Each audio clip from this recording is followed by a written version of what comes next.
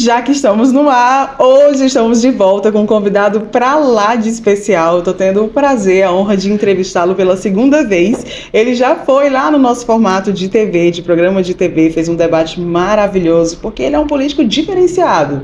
É isso mesmo. Aonde colocar ele faz a diferença, ele traz o sucesso realmente. E hoje a gente vai exatamente perguntar isso. Que fórmula é essa? Se ele está ali na segurança, ele é sucesso. Se ele vai para a saúde, nada a ver com segurança, ele consegue transformar, ele consegue fazer a diferença, ele consegue fazer coisas que outros da área não conseguiram.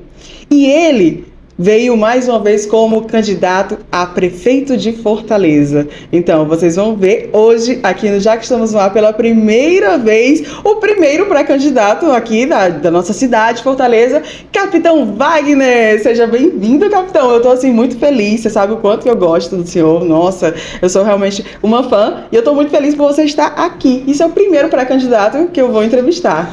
Primeiro, lhe agradecer o convite, agradecer a audiência, com certeza vai estar bombando aqui por conta da qualidade do seu programa, e dizer que para mim é um privilégio grande, né? Ser o primeiro pré-candidato nesse período de pré-campanha, estar aqui para falar não só da pré-campanha, mas também do que a gente fez lá na Saúde de Maracanaú. Daí é muito bom você passar por uma área em que as pessoas não criam expectativa que vai dar certo, a gente dá o resultado. Foi assim na sala de aula, quando eu me tornei professor, o pessoal, vixe, policial e tal, acha que a gente só tem conhecimento na área de segurança. Fui lá e, graças a Deus, um sucesso. E agora na Saúde de Maracanaú, realmente a gente deixou um legado muito bacana. Maracanaú essa semana já que foi premiada entre as 3 melhores cidades do estado de Ceará na qualidade de saúde e bem-estar. Então, para mim, é um motivo de satisfação muito grande, né? Sério? As 3? Entre as 3. Bacana, né? Nossa, agora como é que aconteceu esse convite, assim, pra você, quando você recebeu esse convite, você ficou assim meio, nossa, será que vai dar certo isso ou não? Primeiro eu tomei um susto, né? Eu estava em Brasília ainda no final do mandato de deputado federal e fui jantar com o Roberto Pessoa, aí do nada lá no meio do jantar ele olha para mim e disse, capitão, eu estou sem secretário de saúde lá em Maracanã. Eu imaginei assim, ele vai dizer, estou sem, conhece alguém, pode me indicar? Sim. Eu estou sem secretário de saúde lá em Maracanaú e eu queria saber se você topa assumir. Hã?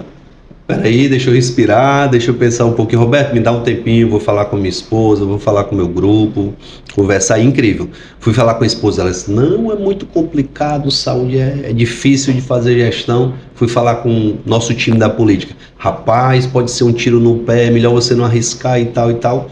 E ao final de todas as conversas eu disse, se eu quero um resultado diferente, eu tenho que fazer diferente. Então vamos fazer algo de diferente, até para quando chegar o período eleitoral, a gente mostrar a capacidade de gestão.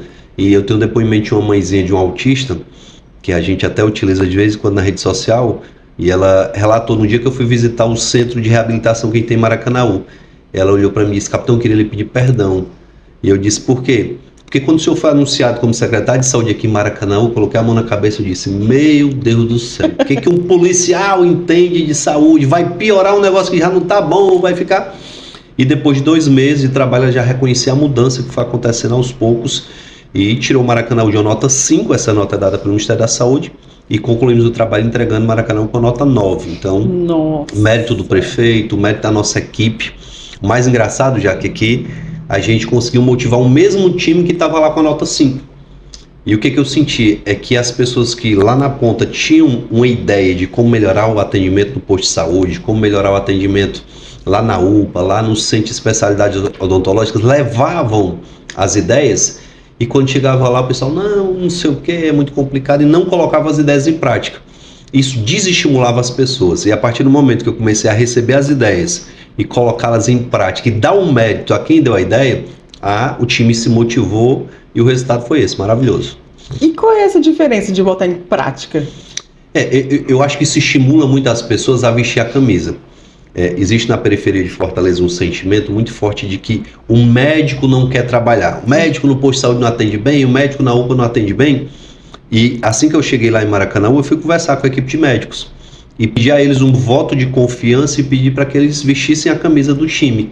E um médico, no meio da reunião, olhou para mim e disse assim, secretário, muito bacana o senhor vir aqui visitar a gente já de início, mas eu queria dizer que é muito difícil vestir a camisa do time quando o nosso salário está atrasado 3 meses, Eita. Quando a infraestrutura aqui do prédio da UPA está realmente completamente degradada, a gente não tem um conforto mínimo, que não existe uma sala reservada para a gente dar um diagnóstico, cheio de infiltrações do prédio, então é muito difícil. Eu disse, me dê esse voto de confiança e me dê um prazo, primeiro para eu colocar o salário de vocês em dias e para a gente reformar a unidade.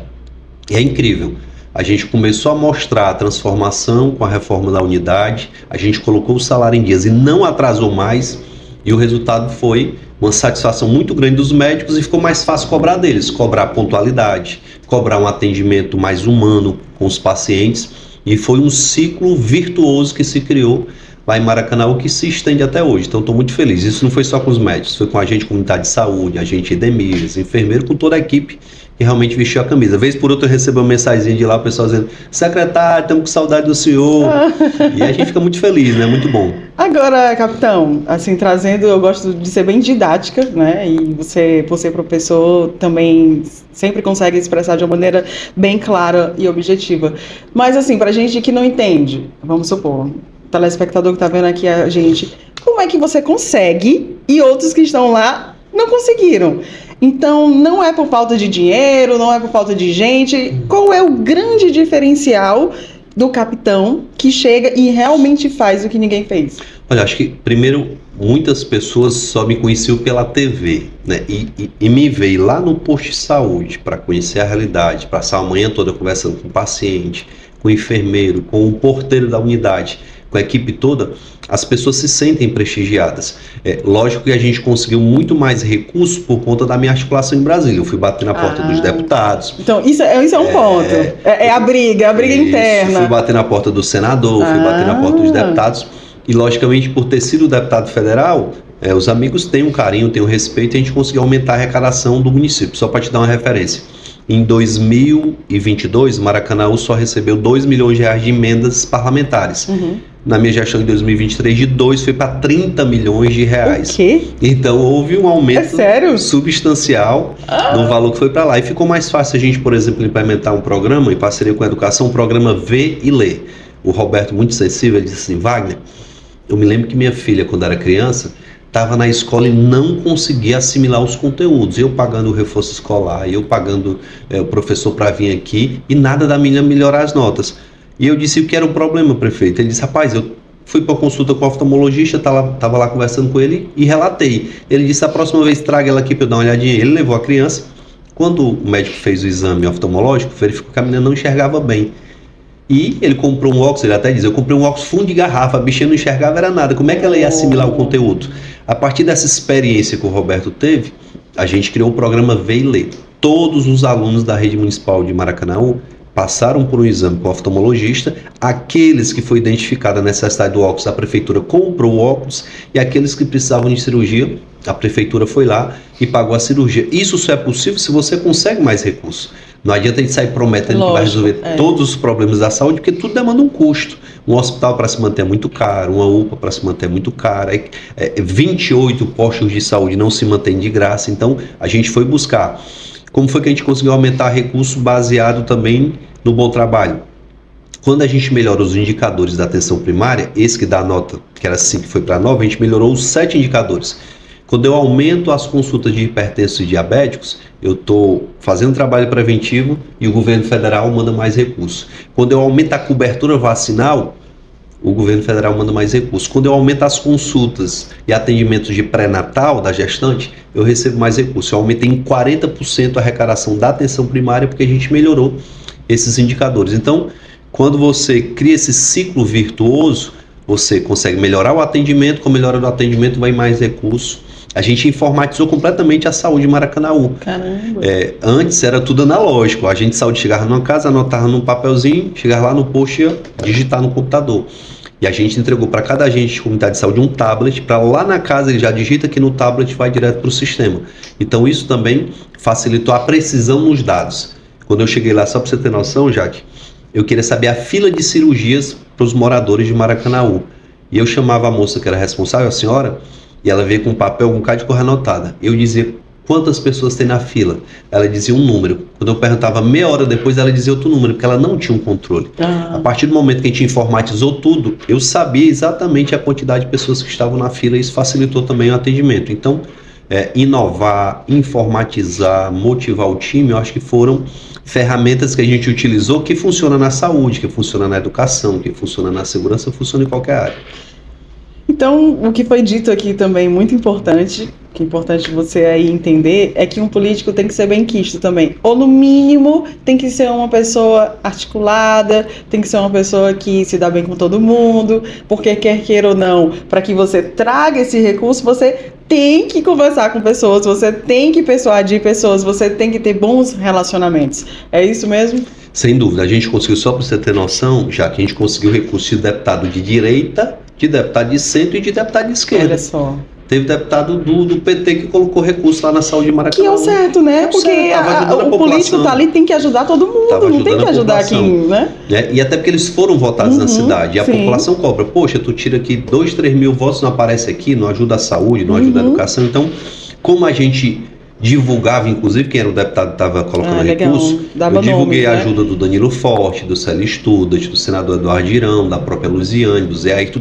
Todo espectro ideológico foi contactado e ajudou. Eu tive que sentar num dado momento com a secretária de saúde do estado. Eu sou adversário político do governo do estado, do governador, mas eu entendia que eu precisava ter esse canal de diálogo. E ela me recebeu super bem. Olha que legal. Atendeu algumas das demandas que a gente levou para ela. Eu tive que ir lá no Ministério da Saúde para pedir ajuda para implementar o programa de telemedicina em Maracanaú. Olha só, Maracanaú tem 28 postos de saúde hoje, dos 28, 27 tem telemedicina, só não tem um posto novo que a gente entregou no finalzinho da minha gestão. Fortaleza tem 116 postos, apenas um tem telemedicina. Então, isso demonstra que a minha interlocução lá em Brasília, já conheci a equipe que estava lá no Ministério da Saúde, mesmo no governo anterior, não muda todo mundo. Então, se eu puder bater na porta de um secretário que já lhe conhecia, que eu sempre respeitei, independente de qualquer questão política, facilitou demais esse trabalho. E eu imagino que, para governar uma cidade complexa como a cidade de Fortaleza, 10 vezes maior do que Maracanaú, a gente tem que ter ainda mais humildade e a capacidade de sentar, dialogar e pedir ajuda a todos que queiram ajudar. Na hora de fazer o debate político, já que aí você defende a sua ideologia, você defende seu projeto e vai para a guerra, porque a campanha é uma guerra, você já participou, você sabe como é. Agora, na hora de fazer gestão, tem que fazer como o governador Tarcísio está fazendo em São Paulo. Eu me lembro como se fosse hoje, nos 4 anos do Bolsonaro, ele vinha para cá, e os eleitores bolsonaristas, com toda razão, reclamavam muito do Camilo, porque o presidente da República vinha para o estado e o governador não ia receber. Ele veio aqui umas 6 vezes, nunca o governador foi receber.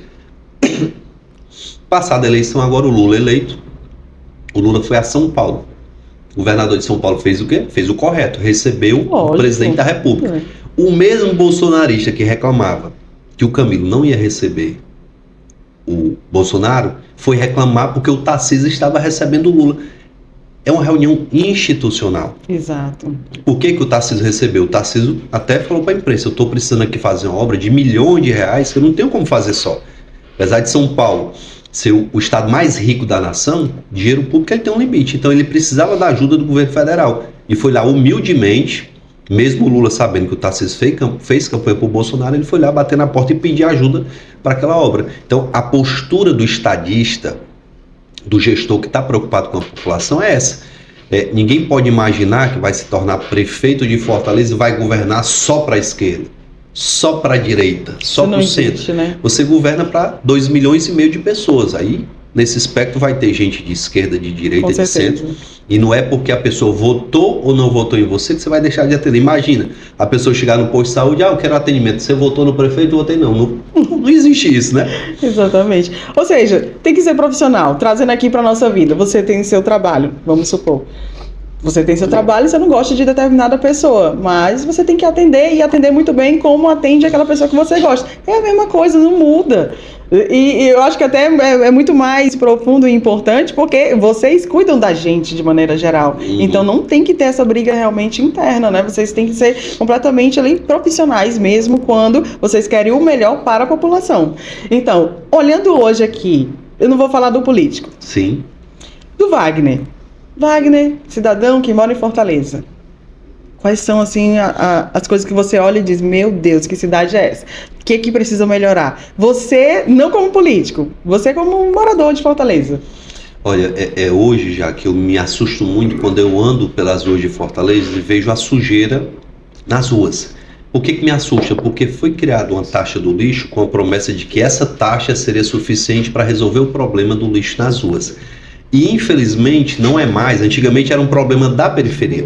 Hoje você anda na periferia, encontra esse problema. Você anda na Aldeota, encontra esse problema. Você vai para o Meireles, você vai para a área mais nobre da cidade e encontra as ruas tomadas pelo lixo. São pontos que já viraram lixões. Eu vi uma matéria na imprensa esses dias, 1.200 pontos de lixo na cidade de Fortaleza. Então isso assusta muito. O lixo, ele degrada o ambiente, ele gera mais doença. Aí, rato, quando tem chuva, entope bueiro. Então isso traz um problema gigantesco para a cidade. Graças a Deus, a nossa geografia, o nosso relevo, nos permite ter uma certa tranquilidade quando chove muito. Ali na hora da chuva a gente sofre ainda mais.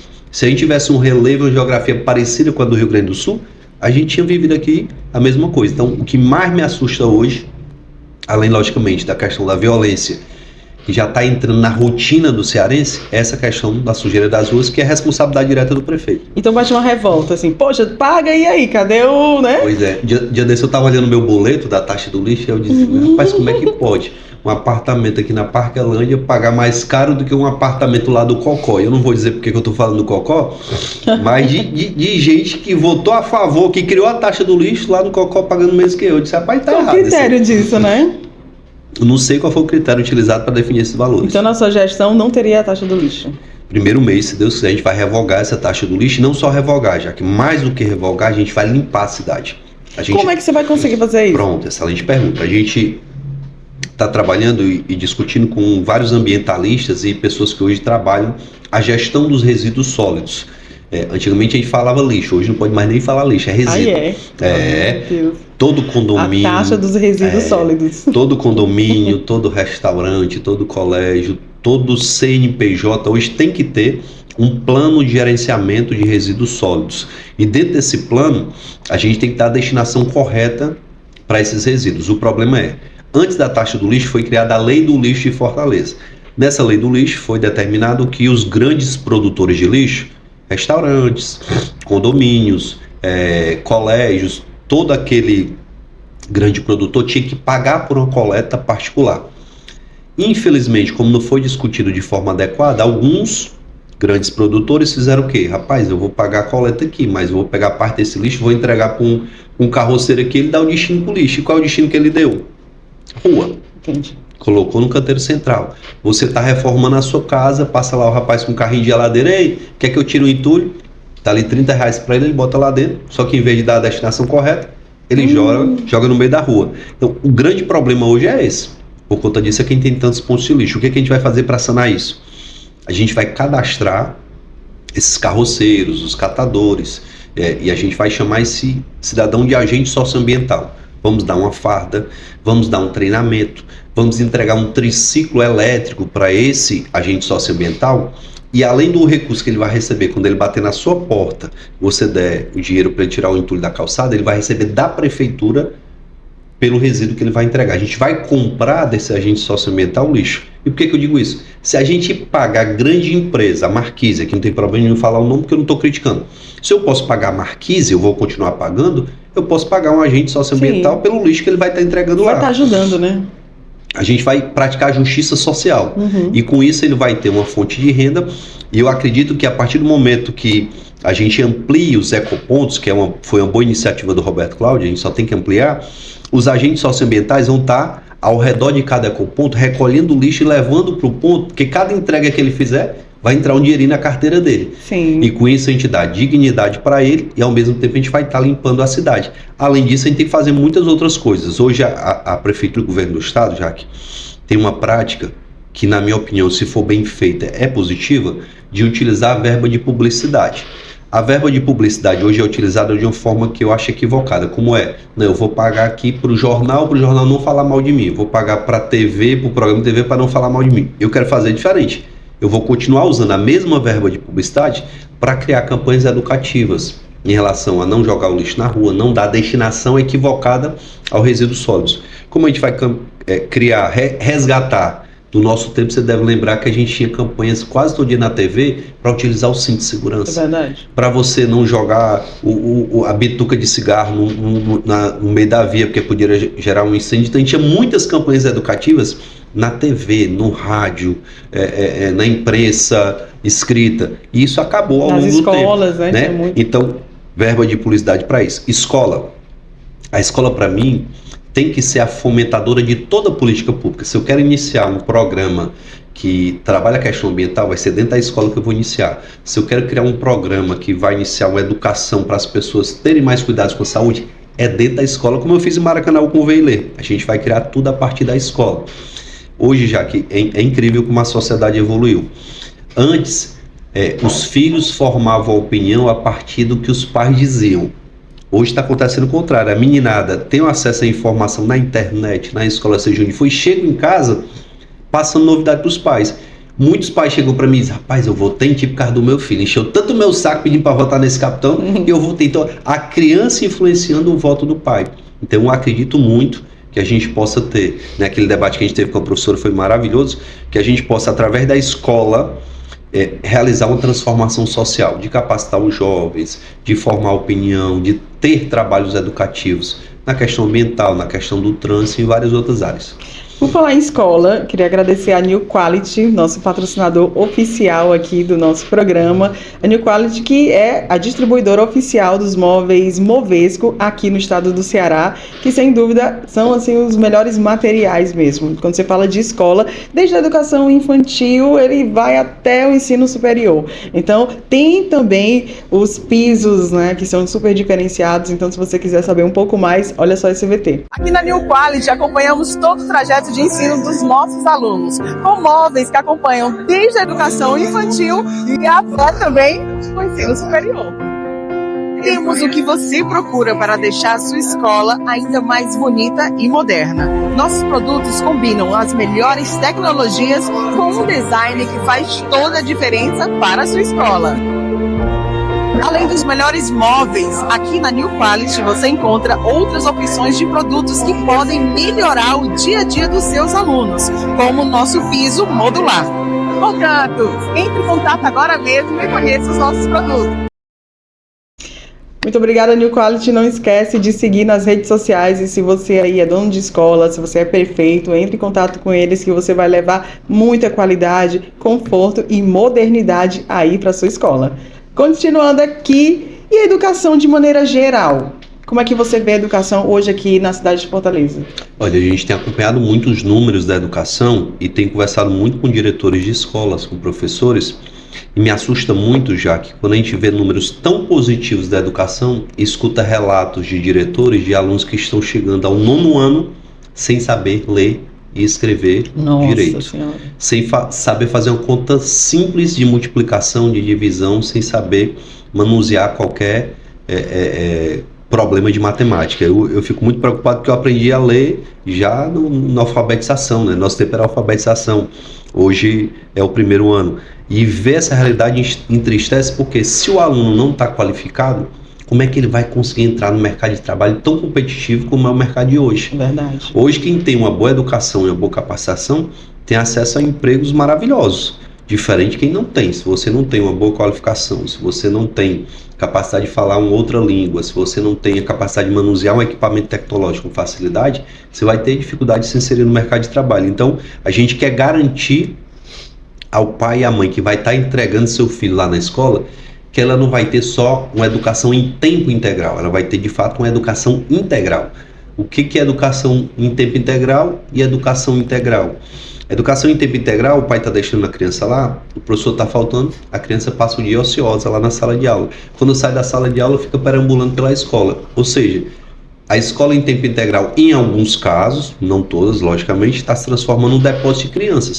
As crianças vão para lá para passar o dia, enquanto o pai está trabalhando, a mãe está trabalhando, mas não estão crescendo enquanto agente social. Então, a gente quer transformar a escola num ambiente em que o aluno da escola pública tenha condição de competir com o aluno da escola privada na hora de fazer um concurso, na hora de fazer um vestibular, na hora de fazer o Enem, ele esteja lá em pé de igualdade, para essa disputa, porque a gente sabe o quanto o cearense ele é capacitado. Se tiver alguém que extraia né, esse conhecimento, que cobre, que busca, a coisa vai fluir naturalmente. Então, eu acredito que a gente possa ter esse trabalho para requalificar as escolas. A gente tem que recuperar esses alunos que ao longo dos anos não tiveram conhecimento adequado, então a gente vai ter dentro da nossa estrutura, a gente já está discutindo o plano de governo na área da educação, a gente vai ter também a escola aberta aos finais de semana, não para atividades curriculares, mas para atividades esportivas, Legal. atividades culturais. Boa. Você imagina ali a quadrilha junina do bairro, boa. querer um local para ensaiar, vai lá ensaiar na quadra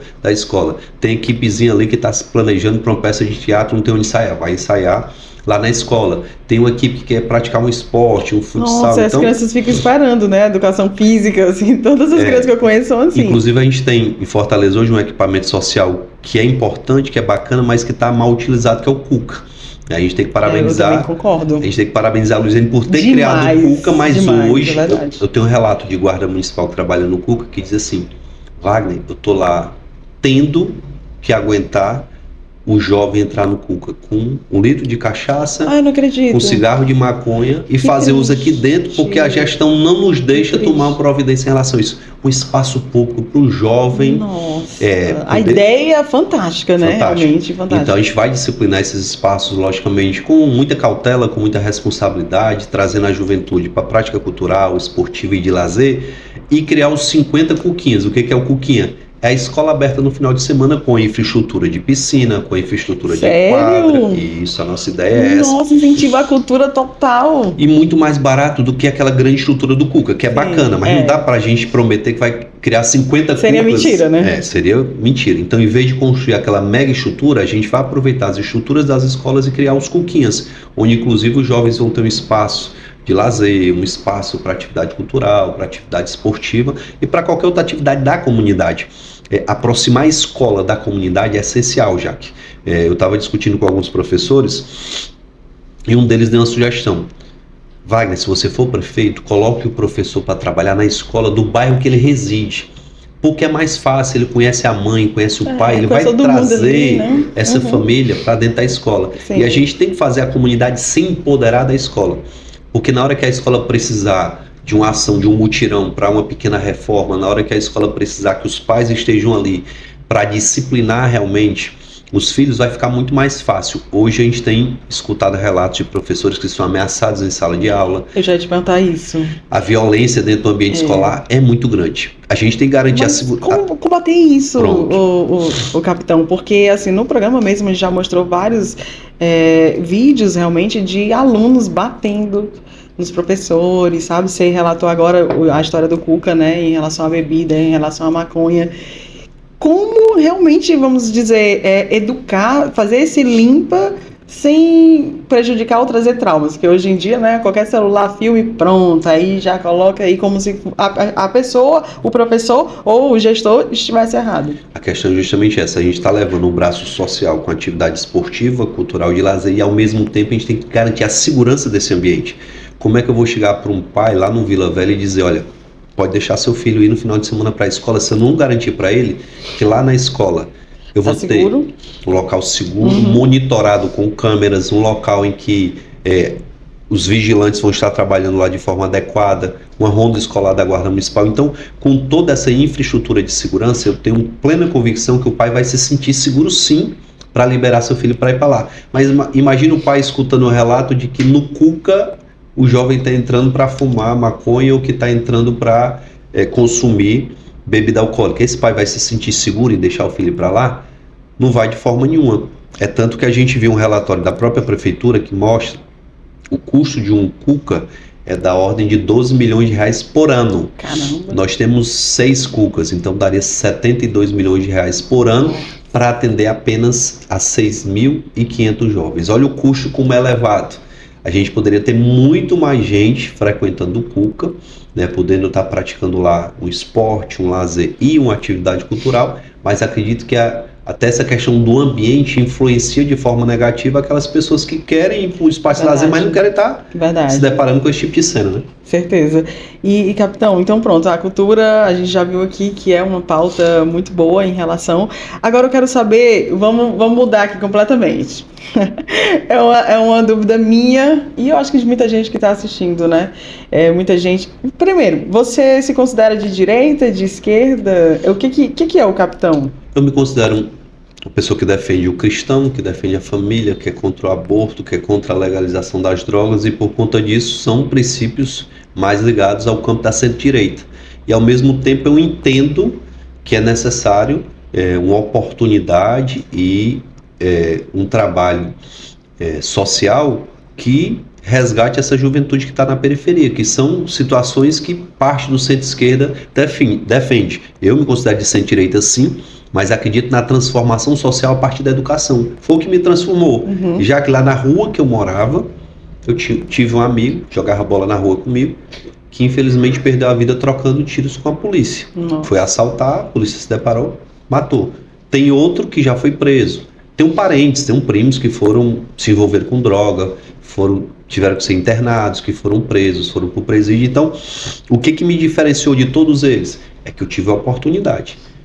Né? Tive uma família em casa que me cobrou, que me mostrou a oportunidade de estudar numa boa escola. Eu passei na Escola Técnica Federal, meu ensino médio foi na Escola Técnica Federal, que era uma referência para a juventude na época. Terminei um curso de técnica em eletrotécnica, fui trabalhar na área. Então, foi essa oportunidade de ter uma boa educação, e não só a educação formal, mas também o acompanhamento dos meus pais, que me deu a condição que eu tenho hoje. Então, eu acredito muito que o gestor da cidade de Fortaleza, por conta dessa desigualdade social que é gigante, ele tem que ter sim as crenças e as defesas que ele faz de todas essas situações relacionadas ao conservadorismo, a família, quem se orienta pela Bíblia. Eu acho que por mais que você seja um ateu, você não tem como discordar, porque os princípios cristãos são de amor, de respeitar o próximo, de respeitar a diferença. Então isso é algo que agrega a todos. E por conta disso me considero sim de centro-direita, não me considero radical, né? Já teve momentos da minha vida que eu tive posicionamentos muito mais duros e firmes, achando que sozinho eu podia resolver os problemas. E a maior prova que a gente não pode resolver os problemas sozinhos é que você chega lá na Câmara dos Deputados, são 513 deputados. Olha só, já que eu fui desafiado quando estava como deputado federal a construir uma lei que permite que hoje a gente possa tomar os bens dos traficantes e leiloar esses bens em 90 dias. Como é que acontecia antes? Era feito uma ação na casa do traficante, tinha uma Ferrari do traficante. Ela ia para um depósito, esperava 20 anos até a justiça autorizar a fazer o leilão. 20 anos? O que ela estava valendo? É um ferro velho. Exatamente. Hoje o que acontece? Com a lei que eu escrevi, a gente pega a Ferrari, ela vai para um leilão, que a gente arrecadar é revertido para a segurança pública, para combater o tráfico de drogas. E nessa discussão, eu tive que dialogar com os 513 deputados, com 512, né, que eu era um deles. E foi muito engraçado, muita gente dizendo, tu não vai conseguir ter unanimidade. Eu disse, eu vou tentar aqui o maior número de votos. E conversando com um e com o outro, chegou um deputado de esquerda e disse, deputado, do jeito que está esse seu projeto, eu não voto a favor. Eu poderia até votar. Eu disse, o que precisaria para você votar a favor? Que se eu aceitasse uma emenda minha. Qual é a emenda? Eu quero lhe sugerir que você pegue 5% do valor que for arrecadado e destine para a educação, para que lá na escola os professores façam um trabalho preventivo para evitar da criança ter o contato com a droga. Aí eu disse, é essa a emenda? Topo, na hora. Me ajude a trazer os outros votos do pessoal do seu partido. A gente conseguiu, Jaque, os 513 votos a favor da matéria. Foi para o Senado, 81 senadores dos 81 votaram a favor. Nossa. Então isso demonstra que o diálogo é o melhor caminho. Vai ter hora que a gente vai discordar, mas tem hora que a gente vai concordar. Tem hora que a gente vai ter pontos de vista diferentes, mas a gente tem que respeitar quem pensa diferente da gente, certo? Então, eu acho que é isso que a gente está precisando para a política nesse momento. Depois de uma polarização muito forte que a gente teve, a gente até comentava aqui nos bastidores, hoje é até complicado, eu acho até que virou uma estratégia de publicidade, já que o que está acontecendo hoje. Eu me lembro quando um influencer de esquerda diz que comia o bis, aquele chocolatezinho bis. Criaram um escassel, ninguém come mais o bis, quem é de direita não come o bis, vai comer aí o Kit Kat, vai comer o outro, aí ficou a briga. A direita defendendo o Kit Kat e a esquerda defendendo o bis. Eu digo, meu Deus, que estratégia de publicidade bacana, né? Eu não lembrava mais nem que existia o bis, de repente a esquerda e a direita estavam discutindo o bis. Olha que discussão superficial, pelo amor de Deus. Então a gente faz briga até por conta de um posicionamento de alguém em relação ao produto. Na verdade, eu perguntei para tua assessora se era combinado. Assim que ela entrou aqui, eu disse, vem cá.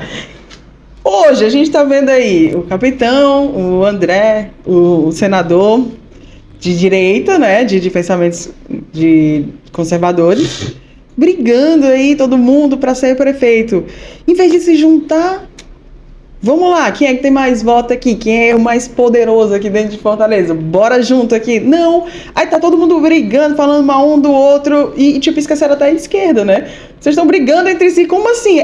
Não, isso é combinado, porque na TV tem muita coisa combinada, muita coisa que a gente faz é mó migué. Na política tem isso também? Olha, Jaque, eu lhe garanto que não é combinado, até porque eu tô apoiando feito criança para largar o... Cara, que briga é Pois essa? Eu acho que tem muito também, Jaque, desse momento de todo mundo querer se estabelecer como pré-candidato. Eu me lembro que em 2018 eu me lancei como pré-candidato ao governo do estado. E fui pra rua, e fui dar entrevista, e pá, e pá. E chegou um dado momento que eu disse, rapaz, dá pra mim nessa história aqui, eu vou passar vergonha. Então recuei, Sim. deixei de ser candidato a governador e fui candidato a deputado federal. E fui, o deputado federal mais votado daquela eleição com mais de 300 mil votos. Foi muito bom. Então foi uma estratégia que me impulsionou a estar na mídia, a estar discutindo, que não foi necessariamente proposital, mas que me deu uma visibilidade muito bacana. E agora está todo mundo querendo se estabelecer como pré-candidato. É natural que lá, se não na véspera das convenções, mas até no próprio processo eleitoral, eu me imagino muito na última semana de eleição, se lá na última semana, se mantiverem as 3 candidaturas e na última semana o eleitor que é de centro-direita olhar aqui, vixe, eu estou vendo aqui o Wagner com 25 pontos, estou vendo o outro aqui com 15, estou vendo o outro aqui com 5, ixi, então bora migrar aqui para o Wagner para não correr o risco de ter 2 candidatos de esquerda no segundo turno. Da mesma forma vai acontecer isso no campo progressista, do lado de lá também não tem unidade. Né? Tem um candidato do PDT, um candidato do PT, um candidato do PSOL. Coincidentemente, são 3 também do campo de centro-esquerda.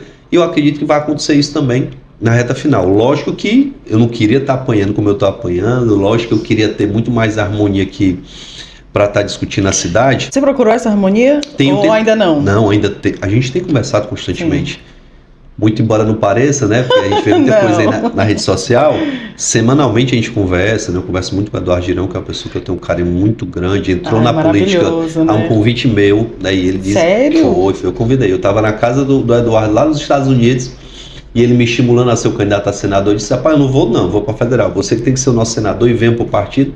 E a gente conseguiu convencer ele, foi candidato e ganhou uma eleição dificílima. Foi mesmo. Era quase impossível vencer o presidente do Senado e a nossa unidade, a nossa junção, estava todo mundo unido defendendo a candidatura dele, por isso ele venceu a eleição. Então eu acredito muito que essa unidade ainda possa acontecer, pelo menos parcialmente no primeiro turno, e se não acontecer no segundo turno, a gente deve estar alinhado aí para uma disputa contra alguém da esquerda. E com o André, porque foi noticiado que você já tinha um acordo, né, que ia ficar quem tivesse a maior pontuação. Aí depois que conversa essa, isso não existe, não sei o quê.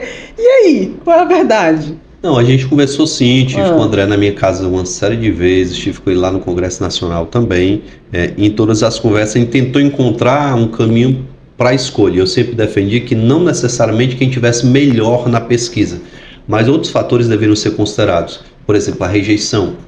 Você pode estar o melhor da pesquisa, tem 30% de intenção de voto, mas 70% de rejeição. Isso inviabiliza a vitória. Se 70% diz que não vota você de jeito nenhum, você não ganha a eleição. Hoje, a maior rejeição é a do Sarto, a minha hoje é a terceira, então estou no cenário... Quem é o segundo? Depende de pesquisa. Tem pesquisa que é o André, tem pesquisa que é outro candidato, tem pesquisa que sou eu, o segundo também. Então, na minha interna, tá nesse cenário. O André ainda é desconhecido de parte da população, o Eduardo Girão é desconhecido de parte da população, o candidato do PT também é desconhecido de parte da população. Eu não me empolgo muito com a pesquisa de hoje, porque a gente está ainda há quase 4 meses da eleição, há 110 dias. Eu tenho convencimento de que a gente está numa situação favorável, que se a gente unir esse campo de centro-direita, a gente garante uma passagem para o segundo turno, e nessa passagem para o segundo turno com grande chance de vitória na eleição. Eu disse até na entrevista hoje de manhã, Jaque, em todas as outras eleições, o meu grande desafio era ganhar o segundo turno, porque a passagem para o segundo era fácil. E nessa eu acho que o grande desafio é passar para o segundo turno. Então, por mais que a intenção de voto esteja muito boa, eu estou com o pé fincado no chão, com o entendimento que eu vou ter que trabalhar dobrado, vou ter que andar pela cidade, mesmo conhecendo os 121 bairros de Fortaleza, vou ter que andar em cada um desses bairros, conversar com as pessoas, e como é bom ser bem recebido. Existe um mito de que em algumas comunidades as pessoas me impediriam de entrar na comunidade. E não tem um bairro, não tem uma comunidade de Fortaleza que eu não entre e seja bem recebido. Lógico que algumas pessoas ficam meio que temerosas em cumprimentar por uma circunstância e outra. Eu me lembro de carreatas na eleição passada, que eu ia passando no carro, aí as pessoas estavam aqui na grade da janela, aí davam 2 passos para trás e assim. Eu tinha que ler a boca, né? Eu voto em você. Então, é um sentimento muito bacana de recepção em todas essas comunidades. E vou fazer isso. Repito, tentando construir essa unidade do nosso campo. Ainda vou conversar com o Girão. Próxima hora eu vou estar em Brasília, eu vou lá bater na porta dele de novo. Vou bater na porta do André. Eu acho que o diálogo, seja qual for a circunstância, sempre é o melhor caminho para você solucionar qualquer problema. Sem dialogar não tem como. Cada um vai se achar mais forte, cada um vai se achar mais poderoso. Um é mais jovem, o outro é mais experiente. Tem um partido maior, outro tem um partido menor. Então, se a gente ficar querendo puxar a sardinha só puxar brasa só a nossa sardinha, a coisa não vai andar. Mas acredito ainda que essa unidade pode acontecer. Mas eu quero esse pódio aí. Vamos lá, continuando falando dos 3. Eduardo Girão, André Fernandes, Capitão Wagner. Pódio aqui, o primeiro, o segundo, o terceiro. O primeiro é o nosso prefeito. Por que você, competindo com esses 2, tem que ser o prefeito? Eu acredito que por conhecer mais a cidade, eu moro em Fortaleza há 42 anos, eu conheço todos os bairros da nossa cidade. Eu não vou falar dos outros, porque os outros falam por eles. Mas moro aqui há 42 anos, conheço a cidade com a palma da mão, de ter trabalhado nesses bairros como policial, de ter trabalhado como professor, dando aula no Conjunto Ceará, na Parangaba, no centro da cidade. Então conheço os jovens dessa cidade como professor de preparatório para concurso. Vivi na pele ter que acordar de madrugada para conseguir a fichazinha da consulta com o dentista lá no posto de saúde do João 23. Tá lá na fila de madrugada. Eu, meu pai, às vezes eu e minha mãe, ter que pegar ônibus para estudar lá na Escola Técnica Federal, sair do João 23 lá para 13 de maio, ter que pegar ônibus para ir trabalhar. Então, essa minha história de vida vencedora, eu não estou dizendo que a dos outros não é, construída em Fortaleza, me habilita, logicamente, a vir para um debate conhecendo melhor a cidade. Ter sido candidato 2 vezes me amadureceu, né? Quando eu vejo, por exemplo, o André com ímpeto, querendo ser candidato a prefeito, eu me lembro da minha primeira eleição lá em 2016, quando eu disputei a primeira vez. Eu vejo alguma semelhança, certo? Quando eu vejo o Girão com desejo de retribuir à cidade de Fortaleza tudo que a cidade deu a ele, e essa é uma fala que ele diz constantemente, eu acho muito bonito também. Mas esse mesmo sentimento eu tenho com todas essas diferenças que eu falei, não necessariamente para melhor. Eu acredito que eu seria um prefeito muito bom para a cidade de Fortaleza por conta de tudo isso, por ter o sentimento de quem viveu na periferia e conseguiu construir uma carreira exitosa na polícia, uma carreira exitosa na educação, uma carreira curta na saúde, mas também muito exitosa. E nenhum dos pré-candidatos, nem de direita, nem de esquerda, tem a experiência que eu tenho nas 3 áreas: saúde, educação e segurança, que são os 3 principais problemas da cidade. Vamos fazer uma analogia agora. Seguinte, você tem filha? Tenho uma filha e um filho. Quantos anos ela tem? A Anne vai fazer 22. Você já aconselhou a sua filha? Minha filha, quando você for escolher um rapaz para namorar, não escolha um homem assim, assim, assado. Tem essa conversa de pai, né? Sim, sim. Agora, eu percebi muito na minha candidatura que, infelizmente, as pessoas não entendem de política. Não entendem mesmo, assim, o básico não entende. Então agora eu quero que o político olhe para o eleitor que está aqui, que não entende bem de política, e diga para ele, a analogia foi essa, né, do namoro da tua filha. Agora, qual é o político que você não deve votar? O que ele tem que você não deve jamais votar? Quais são essas características? Olha, eu acho que acima de tudo, o político incoerente, aquele que diz uma coisa e faz outra, não merece seu voto. Ele bate lá na tua porta, diz que é cristão, defensor da palavra de Deus e pratica o ódio. Eu sou cristão, mas eu pratico o que Jesus praticou quando esteve aqui na terra. amor, respeito às pessoas diferentes. Então, é a primeira coisa. O político incoerente, o político que se acha dono da razão, aquele que não tem capacidade nem de te escutar, não merece teu voto. Se ele não consegue te escutar nem quando está precisando do teu voto, imagine quando ele estiver lá na prefeitura. Então, eu acho que, acima de tudo, é isso. Porque eu não vou falar de esquerda, de direita, eu vou falar do perfil. Não, características. Do perfil do candidato. Isso. Eu, por exemplo, lá atrás, isso aqui eu não nego para ninguém. Lá atrás, quem não acreditou naquele discurso lindo do metalúrgico, dizendo: você, trabalhador, vai ter sentado na cadeira de presidente alguém que sofreu na pele. Discurso lindo. Mas quando sentou lá, nos decepcionou. Por tudo que a gente sabe, eu não vou nem entrar em detalhes. Então, independente de ser esquerda ou direita, se o político prega uma coisa, ele tem que praticar. Se ele te der a palavra de algo, ele tem que honrar. Eu me lembro como se fosse hoje, Jaque, eu, candidato a deputado federal em 2018, um grupo de sindicato de servidores públicos me procurou e, já vendo a possibilidade do Bolsonaro ser presidente, disseram: eu quero saber se você é corajoso mesmo.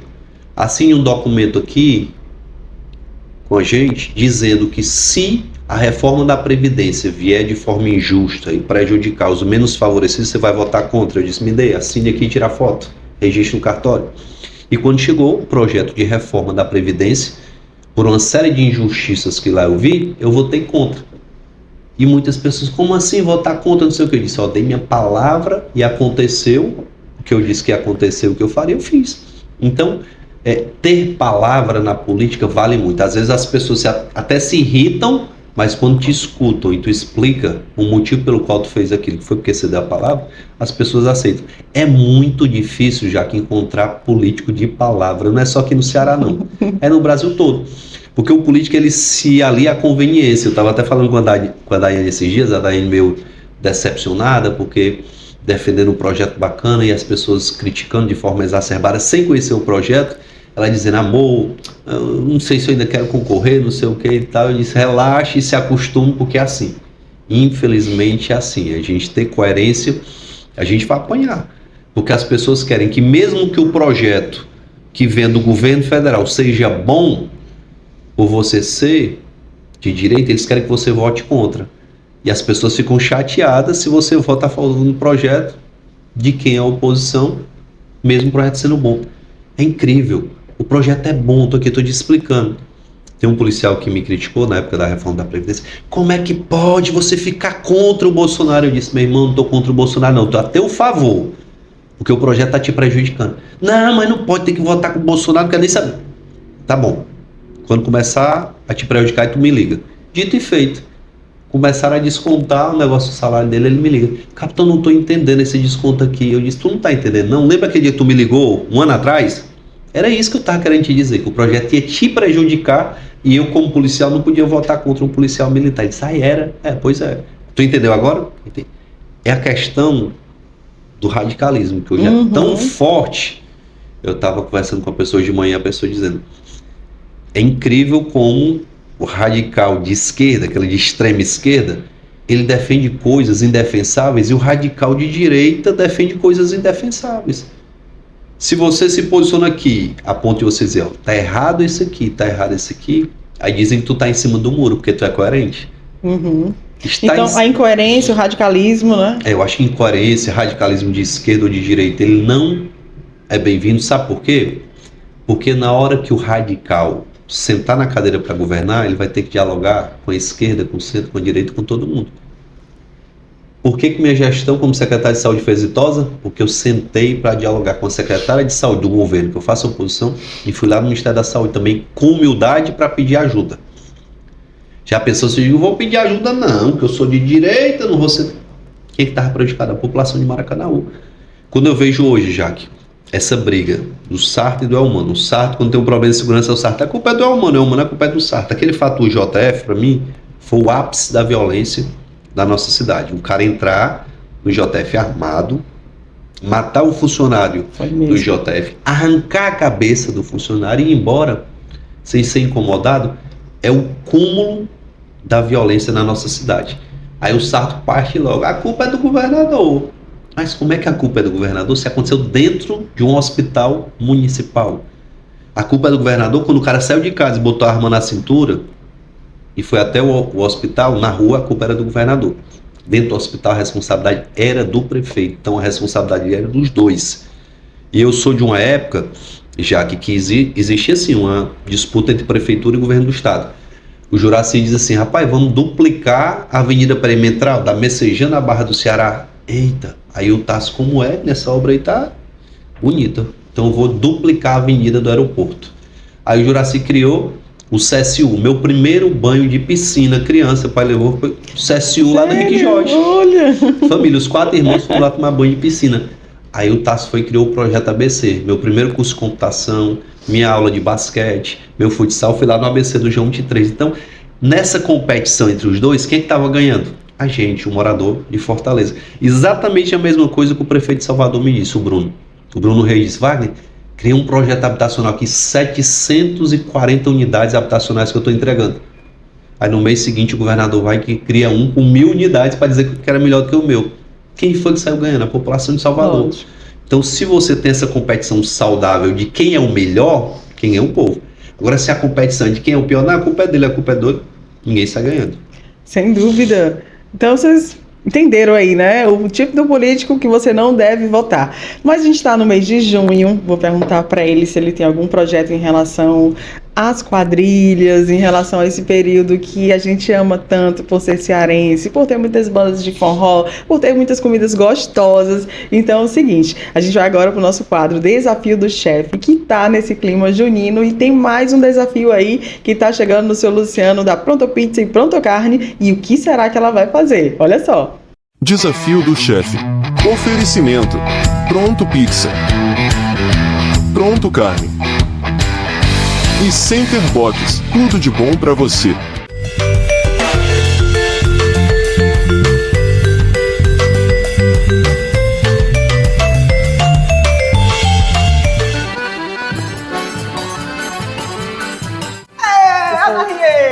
É bom demais, né? É bom demais! O nosso desafio do chefe tá faltando o noivo da nossa quadrilha! Venha para cá, seu Luciano! Chegue dançando!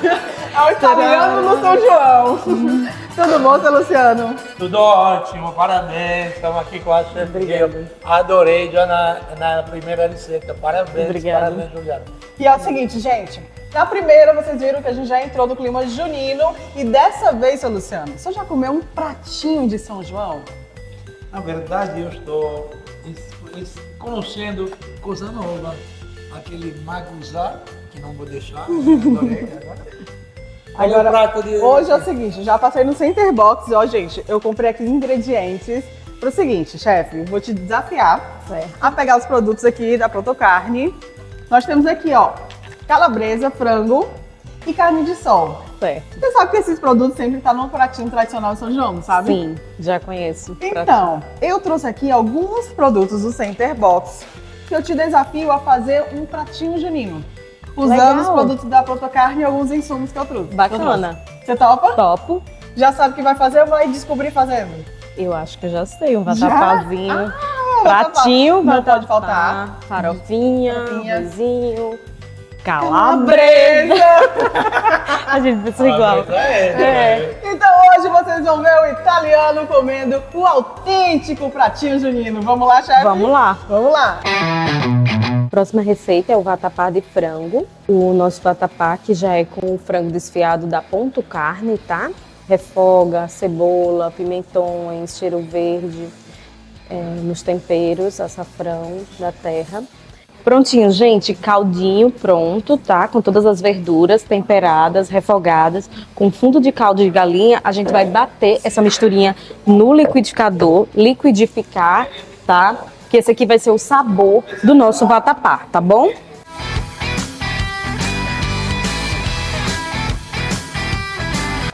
Prontinho. Nessa próxima etapa, a gente vai hidratar esse pão, tá? Um pãozinho dormido com o nosso caldo.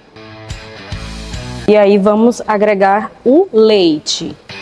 E o leite de coco. Bate novamente no liquidificador e faz aquela pastazinha. Após misturar com o frango, leva ao fogo novamente, mexendo até ele ficar bem pastoso. Ele fica bem mais cremoso.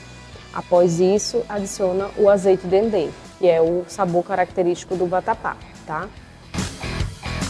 Nosso vatapá está quase pronto. E quem gostar de uma pimentinha, já tempera nessa parte com uma pimenta.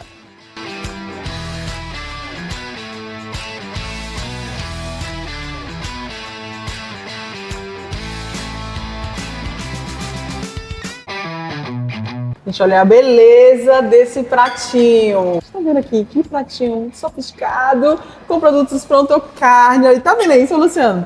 Olha aqui, os seus produtos no vatapá. Parabéns, chefe. Emocionado. O prato que eu não conhecia. Eu estou apaixonado pela gastronomia nordestina. Mas você me mostrou uma receita, duas receitas, aliás. Que bom, obrigada. Nosso produto fantástico. Estou emocionado. Parabéns. Me conta dessa farofa, chefe. Então, essa farofinha a gente puxou com a calabresa, tá? Dele, da Pronto Carne. Cebola caramelizada. Cebola caramelizada, um bacon, tá? Acrescentou bacon também? Que maravilha. E lógico, vatapá de frango, né? Bora provar, seu Luciano. Bora? Bora, Ju, bora? Bora.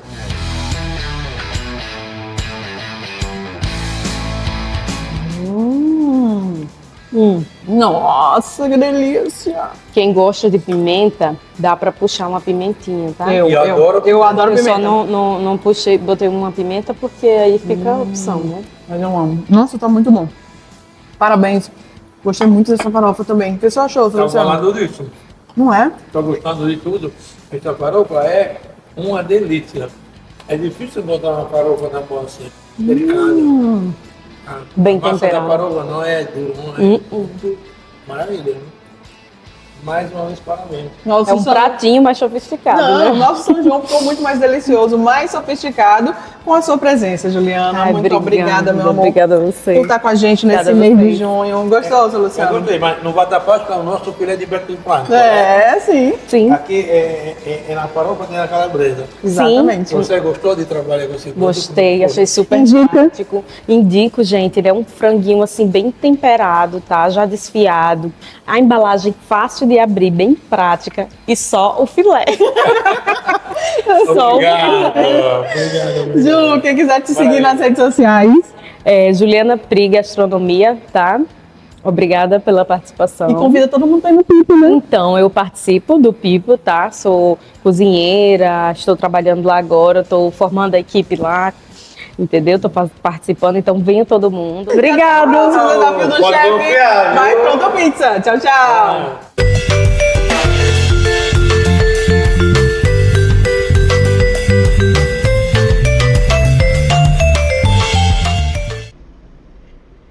Queria agradecer a Pronto Pizza, Pronto Carne, muito obrigada. Você vai encontrar nos melhores supermercados aqui do nosso estado do Ceará e eu tenho certeza que você vai amar. Faz essa receita na tua casa que, ó, ficou muito gostoso, muito mesmo. E agradecer, é claro, o Center Box Supermercados, né? São 15 lojas aqui em Fortaleza, tem na Caucaia também e nós estamos na promoção do Arraiá 40 anos. Como é que é isso? A cada R$250 em compras, você vai ganhar o número da sorte, que vai concorrer a 80 vales compra no valor de R$500 e mais. O nosso prêmio esse ano, por 40 anos, é, sabe o quê? R$100 mil. Já pensou você com R$100 mil?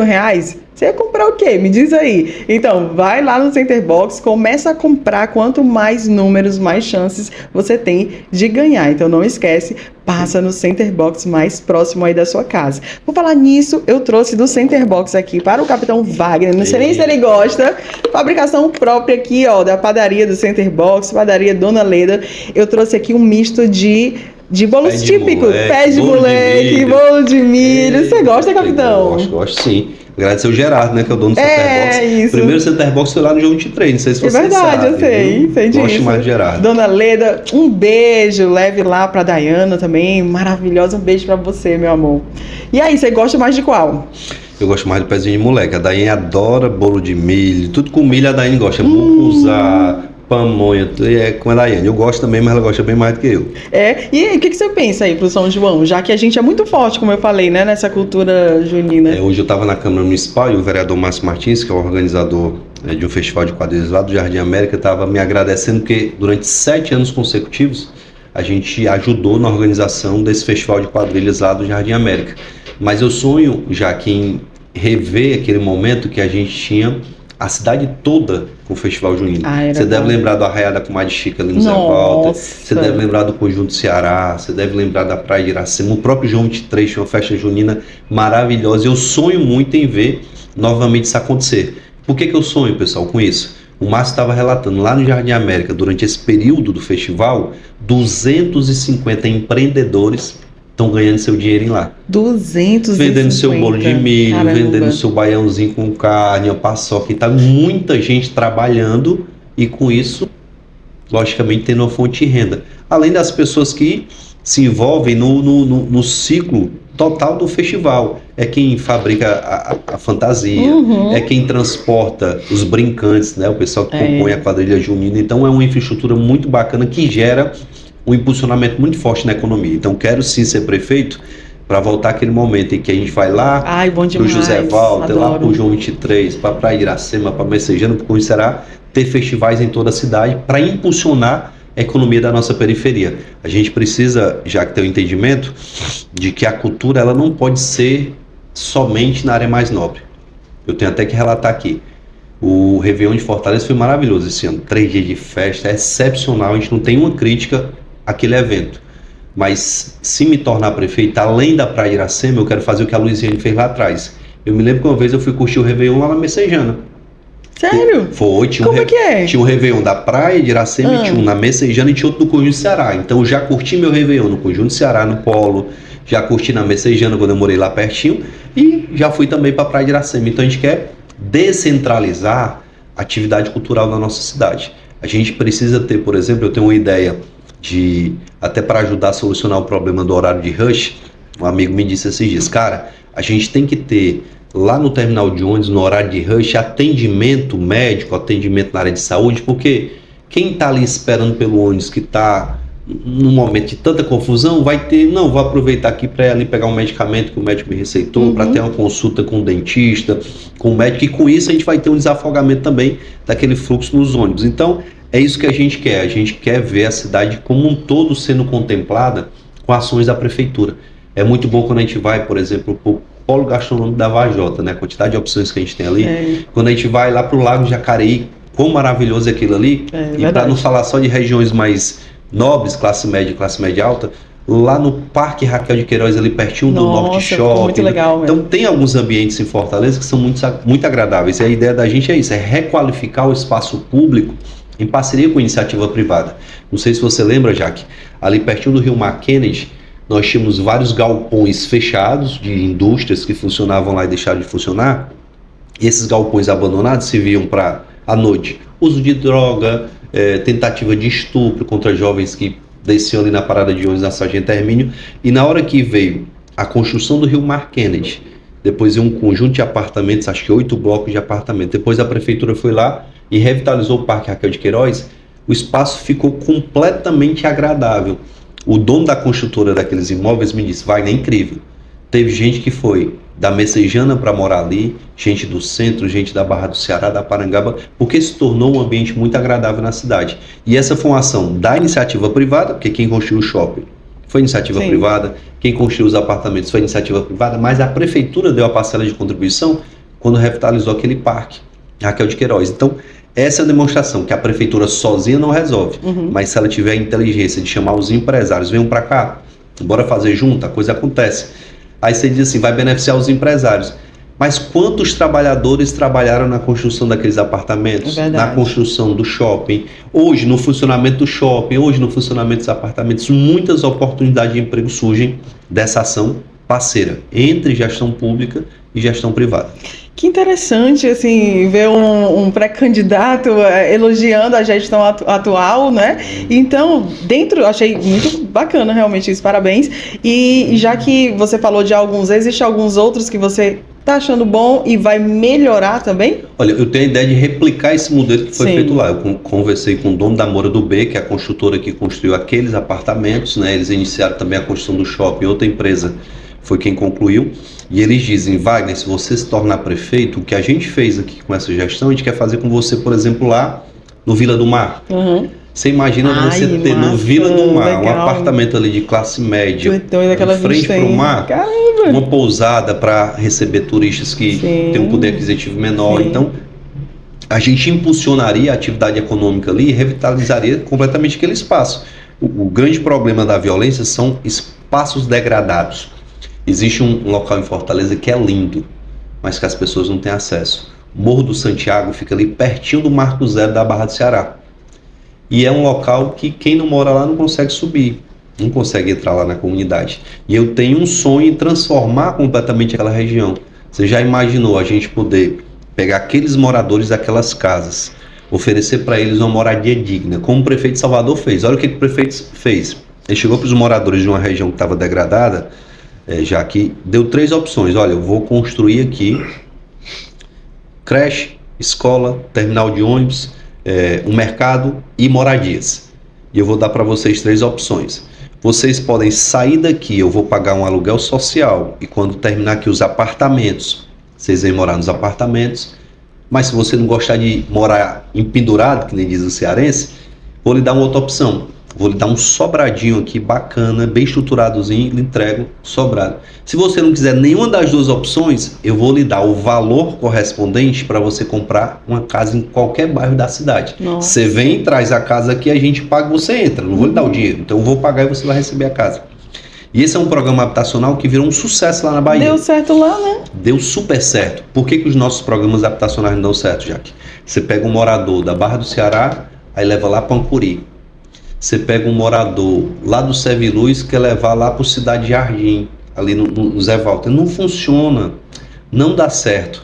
Você vai tirar a pessoa do local onde ela fincou raízes, onde está lá o comerciante do botequim, que ele vai lá comprar alguma coisa, onde está o mercadinho, onde está a família. Todas as suas raízes estão lá. Não ache que você vai tirar aquela pessoa daquele local e vai levar para outra, e a pessoa vai ficar. O que acontece muitas vezes? A pessoa vai, mas ou vende o imóvel, ou esse imóvel é tomado. Né? Sim, verdade, ainda tem isso. Tem esse detalhe. Nossa. Também, é tomado e o espaço fica completamente degradado. Esse tipo e esse modelo de moradia já está sendo, inclusive, abandonado pelas construtoras. A ideia é você ter conjuntos menores, onde você possa construir no próprio local onde a comunidade está. Então, a ideia da gente se vai ter um programa habitacional na Barra do Ceará, vai ser lá que a gente vai construir as moradias, e não levar as pessoas lá para a periferia, para o limite com Itaitinga, com Maracanã, porque isso não funciona.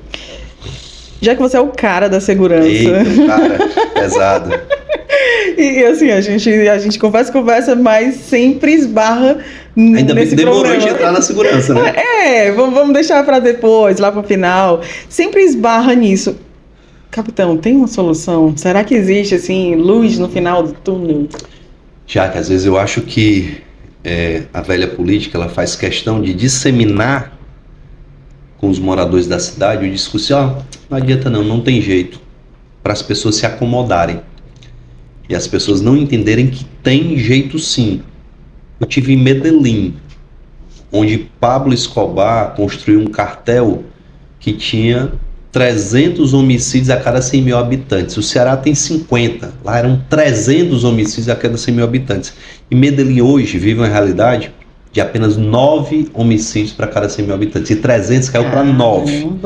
Se Medellín deu certo, Jaque, se São Paulo... Olha só, vou dar um número aqui para vocês, que até eu vi a imprensa comentar. No mês de abril, São Paulo teve 188 homicídios. O estado de São Paulo, com 45 milhões de habitantes, teve 188 homicídios. O Ceará, só com 9 milhões de habitantes, teve 320 homicídios. Se você fizer a proporção, o Ceará teve 10 vezes mais homicídios que São Paulo. Tem alguma dúvida de que São Paulo é muito mais difícil de administrar do que o estado de Ceará? Lógico que não. Lá é muito mais difícil, mas lá com seriedade, com equipe capacitada, com autonomia para a polícia trabalhar, o governador deu uma resposta, como o Caiado deu lá em Goiás. Você sabe o que é? Uma cidade, uma capital do nosso país, Goiânia, passar 23 dias sem nenhum homicídio? Aqui em Fortaleza a gente não passa 23 horas, lá eles passaram 23 dias sem ter um homicídio. Isso demonstra pra gente que o problema não é a legislação, porque o político adora encontrar desculpa. Não, o problema é o Congresso Nacional, porque a lei é frouxa. Mas a lei de Goiás é igual a lei do Ceará.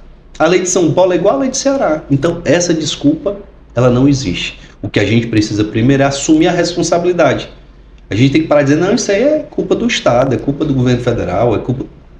Faça a sua parte e que os outros façam a sua. Eu quero ser prefeito, já que para eu olhar para o governador e dizer, governador, fiz minha parte. Ó. A Guarda Municipal está nas praças, a Guarda Municipal está garantindo a segurança lá nas escolas, está garantindo a segurança nos hospitais municipais, agora o senhor tem que fazer a sua parte, faça a sua que eu faça a minha. Então eu não vou dizer, não, aí a responsabilidade é do governador. Eu quero fazer primeiro a minha parte e chamar o governador para a responsabilidade dele. Eu tenho plena convicção que com a tecnologia que existe aí, com as câmeras de última geração que fazem leitura facial, que fazem leitura de placas de veículos, que fazem uma série de coisas, a gente tem capacidade de diminuir a violência. Vai zerar? Nunca. Nunca vai zerar. Não é zerado. Não é milagre também, lá na né? Finlândia, lá na Suécia, imagine aqui. Mas que a gente possa conviver num ambiente em que as pessoas possam frequentar os espaços públicos. Eu fico triste quando eu contar a história da Jaqueline. A Jaqueline é moradora lá do Vila Velha. Eu trabalhei muito tempo lá, ela disse para mim, Wagner, eu tenho que sair do meu trabalho agora porque eu não tenho uma creche para deixar meu filho.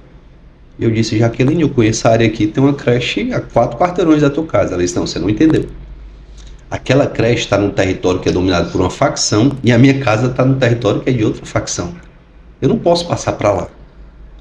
Você escutar relato, como a gente escutou agora no mês passado, de um jovem que estava há 2 anos sem ir na casa da mãe dele, porque o território que a mãe dele mora é diferente. Meu Deus. É uma coisa de segregação absurda. Como é que uma cidade como Fortaleza está segregada como está? Eu sonho em ser prefeito para unir a cidade de Fortaleza. Desde que eu entrei na política, eu escuto um discurso. Existem 2 Fortalezas, uma da 13 de maio para lá, uma da 13 de maio para cá. Eu quero viver numa Fortaleza só, onde o morador da periferia possa ir para a área nobre, quem mora na área nobre venha conhecer a nossa periferia. Engraçado, na minha campanha de 2020, eu reuni um grupo de jovens da classe A, e um menino contando a história, e estava um menino da minha agência de marketing do lado, aí o menino dizendo, rapaz, capitão, eu conheço a periferia, não é só o senhor conhece não. Eu estive lá na Maraponga. Aí o cara da agência foi criado na Maraponga, aí terminou a reunião, ele olhou pra mim, olha, capitão, arrumação, acabou de chamar meu Maraponga de periferia. Ele não sabe o que é a periferia, né? Ele não conhece o Vila Velha, ele não conhece o Conjunto São Francisco lá do Quintino Cunha, ele não conhece a Comunidade do Amor, ele não conhece. Então, eu quero viver numa cidade onde as pessoas possam transitar mais tranquilas, as pessoas possam pegar o ônibus. Por que hoje, já que as pessoas preferem andar de Uber do que de ônibus? É porque o ônibus, além de ser inseguro, é desconfortável. Ora, se tu tivesse um ônibus com ar-condicionado, que passasse na hora, tu chegasse na hora no trabalho, tu ia querer tirar teu carro da garagem para pagar estacionamento, gastar com gasolina, ou pagar um Uber, ou pagar um táxi? Lógico que não. Né? Os países evoluídos, as pessoas vão trabalhar de metrô, vão trabalhar de ônibus, deixa seu carro em casa. Então, na hora que a gente ofertar um transporte público com ar-condicionado, confortável e seguro, as pessoas vão usar esse transporte. A gente teve uma queda de 50% dos passageiros de ônibus em Fortaleza. É mesmo? 50%. Nossa. E só para dar uma referência, o prefeito do Rio de Janeiro conseguiu triplicar o número de passageiros de ônibus quando ele fez um trabalho para garantir o ar-condicionado nos ônibus, ele aumentou a frota, ele garantiu a segurança, aí as pessoas passaram a sentir mais vontade de andar no transporte coletivo. Com certeza. Mas se eu não garantir isso, as pessoas não vão querer usar esse transporte coletivo. Então, só para você ver o quanto o prefeito pode contribuir com a questão da segurança. O transporte público municipal é de responsabilidade da prefeitura. Se tiver um assalto dentro do ônibus, a responsabilidade é da prefeitura. Então, a prefeitura pode muito bem iniciar um programa que eu vou iniciar, vai fazer no estalar de dedos? Não. Vai levar tempo, mas a gente vai colocar câmera de vídeo monitoramento dentro do ônibus. Com isso, quem entrar no ônibus, vixe, se eu praticar o assalto, a câmera ali para me filmar, vai direto lá para a central, vão saber que fui eu. Então, com isso, a gente vai trazer uma sensação de segurança maior para quem pegar um transporte coletivo, quando ele vê, bicho, tem a câmera ali, o negócio tá bacana, confortável, vai de ônibus. Eu vou conseguir chegar na hora, tem uma frota decente. Isso eu não vou fazer só, vou chamar o Sim de ônibus, as empresas de ônibus, para a gente fazer em parceria esse trabalho, que é o sonho dos empresários de ônibus, voltar a crescer o número de passageiros. Sai ganhando o empresário, sai ganhando a prefeitura, e a cidade é quem ganha mais. Porque a cidade está poluída, porque todo mundo quer ir no seu carro, todo mundo quer ir na sua moto, ninguém quer andar mais de ônibus, certo? Então, um problema de mobilidade urbana, um problema de poluição, que a gente vai sanar também com isso. Ô, capitão, agora mudando completamente, você falou aí, problema da prefeitura, eu lembrei dos buracos, quando a gente está no carro, que fura o pneu, que quebra o carro de um buraco, é problema da prefeitura também ou não? Total, só que hoje a gente tem um problema prefeitura e estado. Aqui eu tenho que ser justo. Sim. Às vezes o que acontece? A prefeitura passa um asfalto ali na rua, tá bem bonitinho, aí vem a CAGES, agora eu vou fazer o saneamento. Pá, pá, pá. E com essa briga política, às vezes eu acho até que é de propósito. Sério? Sério mesmo? Pode, a prefeitura passou hoje, 3 dias depois vem a CAGES quebrar, tem alguma coisa errada. Para você ver como é importante eles conversarem bem, prefeitura e governo. Vai pegando aí a visão. O que é o certo, já? Primeiro, o certo é você fazer isso durante os 4 anos, não querer fazer só na véspera de eleição. É verdade. Se for fazer na véspera de eleição, vai ser sem planejamento, às pressas, não funciona. O que eu vou fazer? Vou fazer um planejamento em relação à pavimentação. Primeiro, trazer um asfalto de qualidade. Eu estive lá em São Paulo, já tem equipamentos, já tem matéria-prima que oferece um asfalto no mesmo preço que a gente paga aqui, mas com qualidade e durabilidade 10 vezes melhor. Tem. São Paulo já está utilizando isso. Eu estive lá conversando com o secretário de infraestrutura, conversando com empresários, e eles garantiram que a gente pode fazer aqui. Além de garantir essa maior qualidade, a gente vai garantir o planejamento na execução da pavimentação. Tem ruas que o asfalto é adequado, mas tem ruas já que é muito melhor o piso intertravado, pela questão da permeabilidade, para evitar enchente. Então, não é todo local que... então tem um porquê. Que a população diz que isso aí é só para político ganhar dinheiro. Todo mundo quer asfalto. Só que se a gente passar asfalto em todas as ruas, a água da chuva vai escoar para onde?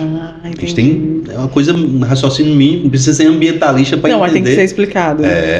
Então a gente tem que ter locais, né, principalmente locais com a maior incidência de chuva, ou que a geografia gere um acúmulo de água em determinado local, a gente tem que ter uma pavimentação diferenciada. Entendi. Certo? Tem também a questão da movimentação de veículos. Se é uma avenida que toda hora está passando caminhão, onde eu não vou botar um pisozinho intertravado que vai destruir tudo. Então tudo isso aí tem que ser considerado na definição. Mas antes de qualquer coisa, planejar as ações. Vou fazer aqui a pavimentação da rua José Cabral. Peraí, chama a CAGES. Vocês já fizeram o saneamento aqui? Fizeram, não. Então vocês vão fazer quando? Faço o saneamento, depois eu faço a pavimentação. Porque a CAGES, ela tem uma concessão da prefeitura, Jaque. Se a prefeitura disser, CAGES, eu não te quero mais, eu vou contratar outra empresa, a prefeitura pode fazer. Entendi. É uma concessão da prefeitura. Então o prefeito tem autonomia para chamar a CAGES, a responsabilidade de dizer, vocês não vão mais inventar de sair quebrando nas minhas ruas sem um planejamento, sem nossa autorização.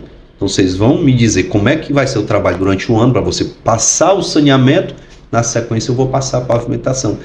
A gente vai ter muito mais economia e muito mais qualidade na pavimentação. Porque alguém pode dizer, não, mas a CAGES quebra e depois faz o remendo. Aí não é só o problema do buraco, não, o problema do mondrongo, né? A suspensão do carro e da moto não aguenta. Só toda hora, sim. Quem comemora é o dono da oficina, né? Que trabalha com suspensão. É o borracheiro. Então, capitão, que vai terminar sobre isso? Eu posso continuar? Não, concluí. Gostei muito. Pra gente terminar realmente nosso papo, assim, eu sei que daria muitas perguntas, né? Mas você continua aí acompanhando o Capitão Wagner pelas redes sociais, ele sempre tá postando tudo, assim, né? Muita coisa, né? Convidar o pessoal para conhecer o nosso Instagram, nosso Twitter, nosso Facebook, vai lá nos seguir para ver as ideias, né? A gente volta lá pro começo, e como eu falei muito bem, realmente, elogiei, porque ele fez um trabalho muito bacana em Maracanaú, com a saúde, mas a saúde de Fortaleza é diferente, ou não? É a mesma fórmula? não pode ser que é a mesma coisa, né? A estrutura de postos é 5 vezes maior, são 28 em Maracanã, aqui são 116, mas o SAF vai terminar a gestão com mais de 120, tem alguns para entregar ainda. A estrutura de hospitais, lá a gente tem um hospital municipal e uma UPA, aqui são 6 UPAs, tem um IJF, tem um Hospital da Mulher, então a estrutura aqui é muito maior. Então ela depende de muito mais recursos, mas a gente tem que entender que o orçamento de Maracanã é de 1,3 bi. Fortaleza é de 14,5 bi, quase 15 bilhões. Então, há uma proporção maior e há algumas peculiaridades. Lá em Maracanã, por exemplo, a gente criou um programa para fornecer às famílias atípicas, né, às crianças autistas, todas as terapias que a criança precisa para poder evoluir. Eu não conheço nenhum município cearense em que, no SUS, a família tenha direito a educador físico, nutricionista, ortopedista, musicoterapia. É mesmo? Lá a gente tem musicoterapia, ecoterapia, terapia com cavalos. E agora a gente está entregando hidroterapia com a piscina que a gente construiu lá. Lá a gente tem neuropediatra no CIRM e tem neuropediatra visitando as escolas. Aqui em Fortaleza a gente tem 25 mil crianças na fila para uma consulta com o neuropediatra para saber se são ou não autistas. E por que essa primeira consulta, esse laudo, já que é importante, não é só para diagnosticar, além de diagnosticar, que é muito importante, a família ter acesso ao laudo garante acesso ao BPC, o benefício de prestação continuada, que algumas pessoas chamam de aposentadoria. Não é aposentadoria, é um benefício que o INSS paga para criança autista, para a família poder ter uma renda de um salário mínimo para poder fazer uma terapia, comprar um medicamento, etc. Então, é urgente que a gente possa diminuir essa fila e ter mutirões com neuropediatras, que é um profissional difícil de encontrar no mercado. Só para você ter ideia, eu cheguei em Maracanã, não tinha nenhum. Eu contratei 2 para o CIRM e contratamos um para a Secretaria de Educação para ir visitando as escolas.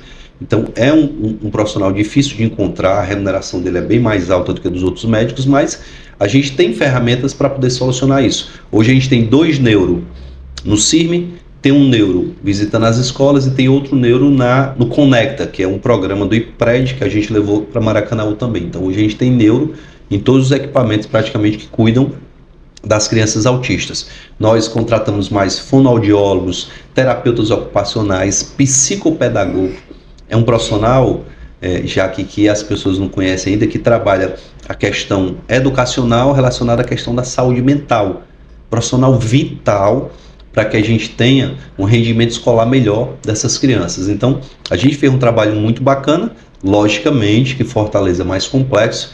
Maracanã eu tive só 1 ano, Fortaleza eu vou ter 4 anos, né, e vou ter também a condição de buscar ajuda em Brasília, de pedir ajuda do governo do estado, dos deputados lá no Congresso. A gente pode ter agora como presidente da Câmara o deputado Elmar Nascimento, que é do meu partido. Então vai ficar mais fácil bater na porta do presidente da Câmara. O presidente do Senado pode ser do meu partido, Davi Alcolumbre. Vou bater na porta do presidente do Senado também. O Moses, que é nosso companheiro de bancada, pode se tornar o líder do União Brasil.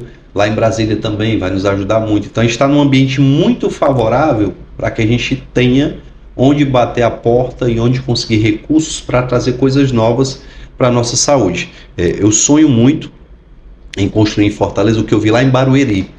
Barueri, eu visitei o Centro de Diagnóstico lá de Barueri, uma parceria da Prefeitura com o OS, e a novidade, a OS já trabalha em Fortaleza, então não vai ser difícil a gente trazer para cá. Lá a gente tem um centro de diagnóstico, já onde qualquer morador da cidade faz seu exame de sangue, faz sua ultrassonografia, faz sua tomografia computadorizada, faz sua ressonância em tempo recorde, já sai de lá praticamente com um laudo e já vai para o médico, para que o médico possa dar o diagnóstico. Então, se Barueri conseguiu, Fortaleza consegue. Lá tem um, Fortaleza é maior, um não é suficiente, mas quem sabe 2 espalhados pela cidade, a gente vai conseguir melhorar muito. Então, não vai ser fácil, não me iludo com isso.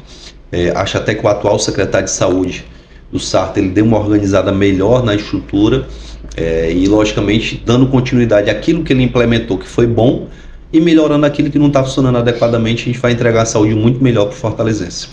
Capitão Wagner, muito obrigada. Espero que você tenha gostado do nosso podcast. Adorei. Gostou? Doeu alguma coisa? Não, Gostei. Né? Gostei. Eu pensei que ela fosse me apertar mais, viu, pessoal?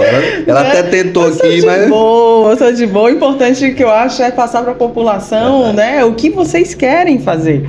né? E eu acho que hoje você deixou assim bem claro mesmo, inclusive para terminar, se tiver algo bastante importante que você não falou, eu quero que você fale agora para todo mundo que está em casa, para saber bem aí quais as intenções do Capitão Wagner. Já que a gente está vendo um momento em que vão se apresentar candidatos com seus padrinhos, né? Eu lembro da eleição de governador, foi muito isso, e vai se apresentar o candidato dizendo, olha, eu sou o candidato do Lula. Podemos ter também o André dizendo, eu sou o candidato do Bolsonaro, e é legítimo que eles digam isso, mas eu tenho dito muito, que melhor do que votar no candidato do Lula ou votar no candidato do Bolsonaro é votar no seu candidato. Eu quero ser o seu candidato, eu quero ser o candidato da Jaqueline, que tem uma creche a 4 quarteirões da casa dela, mas teve que sair do emprego porque não consegue levar a sua filha lá. Eu quero ser o candidato do João, que está com o filho há 2 anos esperando uma consulta com o neuropediatra e não conseguiu ainda. Então eu quero ser o candidato do povo, eu quero ser o seu candidato, melhor do que qualquer outra coisa, com esse compromisso com o povo. Porque quando você faz o compromisso com o padrinho vai embora. Quem vai ficar fazendo a gestão aqui é o candidato eleito. Eu lembro que eu dizia isso, olha, o Elmano é quem vai ficar aqui, não é o Lula nem o Camilo não. O Lula e o Camilo vão para Brasília. Aí o resultado, né? Nossa segurança passando por dificuldade, a economia do Estado passando por dificuldade. Então, para você não ter esse sentimento de arrependimento, vote no candidato que você quiser, mas pelas propostas do candidato, pela capacidade desse candidato de se colocar no seu lugar, ter empatia de entender a dificuldade que você tem para conseguir marcar uma consulta no posto, levar seu filho para um procedimento odontológico. É essa a mensagem que eu queria deixar por fim aqui. Escolha o seu candidato a vereador ou o seu candidato a prefeito pelas qualidades dele, pela capacidade dele e não pelos padrinhos. Já que você falou diretamente para eles, os eleitores, que tipo de crítica te interessa? Crítica construtiva, aquela que me apresente, até porque foi assim que eu fiz a gestão em Maracanã. Os maiores críticos da saúde em Maracanã viraram meus aliados porque eles traziam o problema, a gente solucionava. Olha só, Jaque, Maracanã hoje, todo equipamento de saúde tem uma pessoa lá que sabe falar em Libras. Você sabe o que é isso? Que legal. É uma pessoa da comunidade surda poder chegar num posto de saúde, chegar num CAPS, chegar na UPA e não ficar perdida tendo que escrever num papel o que ela está sentindo. Tem um funcionário lá que está habilitado a conversar com essa pessoa e transmitir para o médico, transmitir para a enfermeira o que ela está sentindo. Então, isso é inclusão de verdade, certo? E é isso que a gente quer. Tiveram pessoas que reclamaram, está faltando acessibilidade aqui nesse posto, bora reformar e resolver o problema da acessibilidade. Então, esse tipo de crítica é muito boa. É a crítica para resolver o problema e não a crítica só para fazer zoada, para fazer alarde, que essa não resolve nada. Capitão, boa sorte. Muito obrigado. Boa campanha e qualquer coisa, se você quiser voltar qualquer dia para falar qualquer coisa aqui com os nossos telespectadores, esteja convidado, tá bom? Muito obrigada. E parabenizar pelo programa, dizer que a política perde com a ausência da Jaque, mas quem sabe um dia ela volta para a política, né? Para ser nossa representante na Mas eu já estou sendo, só em trazer vocês, obrigado. Né? Que eu acho que tem que ter, sim, esse espaço para que vocês falem e principalmente expliquem, né? De uma maneira como a gente fez hoje, então eu acho que eu já estou fazendo a minha parte. Obrigadão. Obrigada. E você que está em casa, até o nosso próximo Já que estamos no ar. Beijo!